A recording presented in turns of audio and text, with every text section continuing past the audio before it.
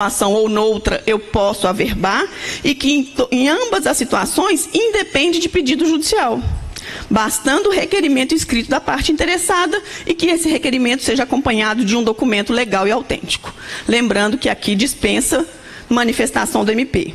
Tá bom? Então, essa assertiva está falsa, porque nem no casamento e nem no divórcio, para fazer essa alteração no registro do filho, eu necessito de uma autorização judicial para que isso seja verbado no nascimento do filho. Basta o procedimento administrativo, comprovando com documento legal e autêntico, diga-se certidão de casamento ou certidão de casamento com averbação, divórcio e separação, para que o registrador possa fazer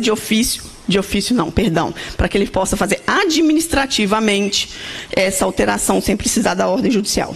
Tranquilo? Oi? Não escutei. Nenhuma possibilidade precisa de ordem judicial. Essa alteração no registro do filho para falar que os pais mudaram de nome em função do casamento, divórcio, separação, restabelecimento de sociedade conjugal, em todas essas situações, o registrador, diante do documento que comprove isso, ele pode averbar sem precisar da autorização judicial, com procedimento meramente administrativo. Gente, nunca está dispensada, nunca está, na verdade, proibida a averbação por ordem judicial, claro, né? Se vier uma ordem judicial nesse sentido, porque está dispensado, não significa que está proibido. Então, um mandado vai também alterar isso no registro do filho, mas não precisa dele. Tranquilo? Então, aqui essa é verdadeira. Espera aí. Perdão, é porque eu já estou passando para errado. A alteração do sobrenome é a 3. Agora vamos para a 4. É falsa a 3, tá? A 4. Quando necessária a prática do ato, a exigência de testemunha prescinde. Todo mundo aqui sabe com tranquilidade a diferença de prescinde e imprescinde. É tranquilo de cara ou tem dificuldade? Eu tinha extrema dificuldade e até hoje eu só consigo saber assim instantaneamente o que é prescinde quando eu lembro do contrário. Eu tenho que lembrar, é imprescindível, então precisa. Então, ao contrário, prescinde, dispensa. Tranquilo? Não confunda, na hora da prova a cabeça esquenta e a gente confunde. Então, prescinde, ou seja, não precisa, dispensa a apresentação de um documento de identidade, caso essa testemunha seja conhecida do registrador. O que vocês acham dessa situação? Gente, sim.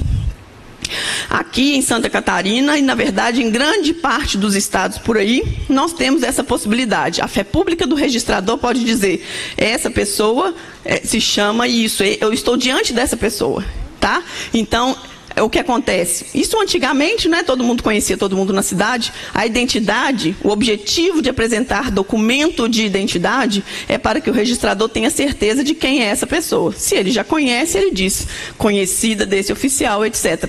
Isso, gente, é regra objetiva. Na prática, ninguém faz isso. Pode ser o meu pai que eu vou pegar a identidade, vou mencionar o número, inclusive, no registro.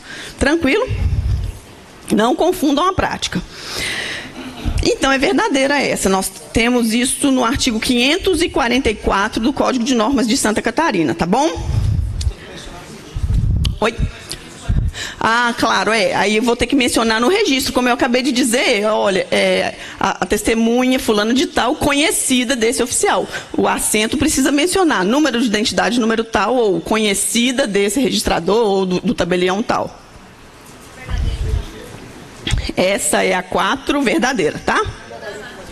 Oh, perdão, gente. É porque... Mas acompanhem comigo aí também na apostila de vocês, tá bom? 5. Isso. Faz favor. Ele está muito lento. A apresentação da via amarela da declaração de nascido vivo. Via amarela da declaração de nascido vivo. Vamos entender o que é isso aqui. Para fazer um registro de nascimento, eu preciso de um documento que traga tanto a discriminação de quem é a parturiente, a qualificação, ou seja, a identificação da parturiente, que via de regra ainda será a mãe que vai figurar no registro, tá? Via de regra, porque nós temos os casos de reprodução assistida, etc, tá? Então, nós temos que ter a identificação da parturiente, as circunstâncias do parto e a identificação das características básicas do recém-nascido. Isso tudo tem que estar mencionado na declaração de nascido vivo, por isso ela é obrigatória para que se faça um registro de nascimento, tá bom? Aí, por que é a via amarela? Porque esse documento, que é originado pelo Ministério da Saúde, é um documento que tem 3 vias, e o objetivo maior dele tem finalidades de saúde pública, e aí a primeira via fica com a Secretaria de Saúde. A segunda via que vem para o cartório para fazer o registro, que é a via amarela, tá? A última via é uma cópia de controle que fica dentro do hospital ou com o médico que emitiu a DNV. Tranquilo? Então, o objetivo da DNV é identificar a parturiente, identificar o neném e falar das circunstâncias daquele parto, onde foi, que horas que foi, tá bom? Então, a apresentação da DNV no momento da lavratura do registro de nascimento em caso de extravio, extraviou a via amarela, fica suprida por documento assinado e fornecido por funcionário do estabelecimento de saúde que assistiu ao parto. Cuidado, a lei fala assistiu o parto, mas é uma atecnia.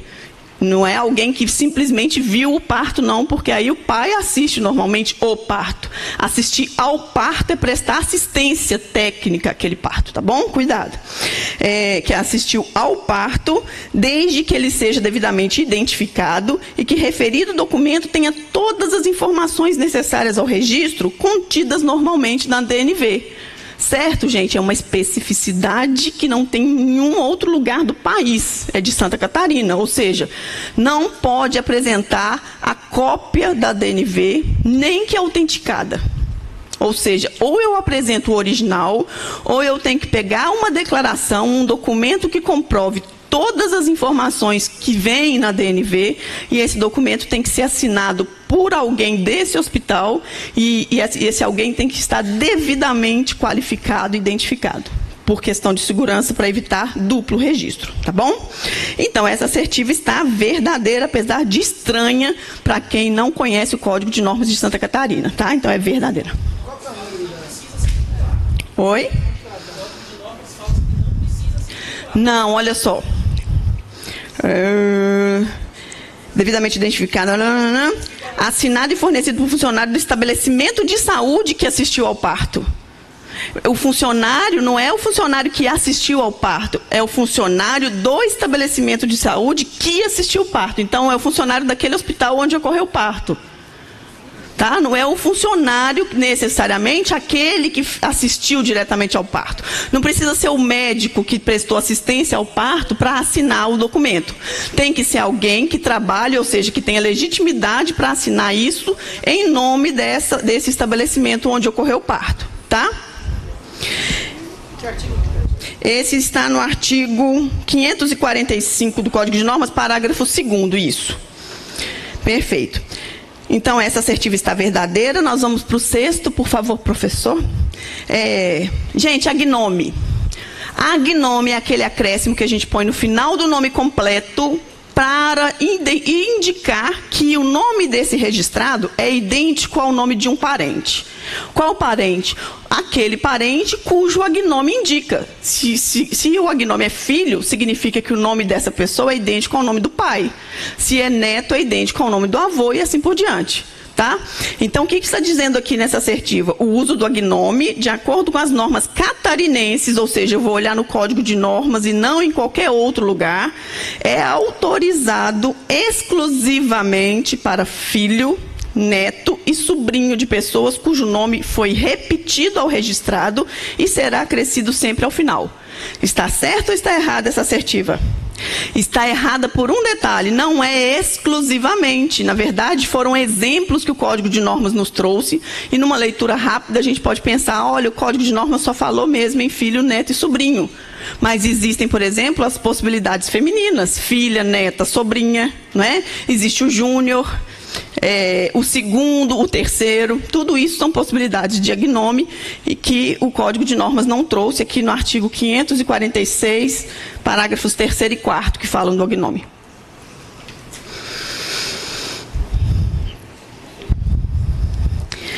O número 7, por favor. Gente, união estável. ainda dentro do nascimento, ou seja, nós não estamos falando do ato de união estável, nem da conversão da união estável em casamento, estamos falando ainda do registro de nascimento. União estável de acordo com o Código de Normas de Santa Catarina. Faz presunção de paternidade em qualquer caso? Em qualquer caso? Olha, cuidado, gente. Só faz presunção de paternidade se eu comprovar com uma escritura pública ou com uma sentença. Por quê? Porque configura a união estável, a união fática, na verdade, a união estável é a união fática, essa história de apresentar um documento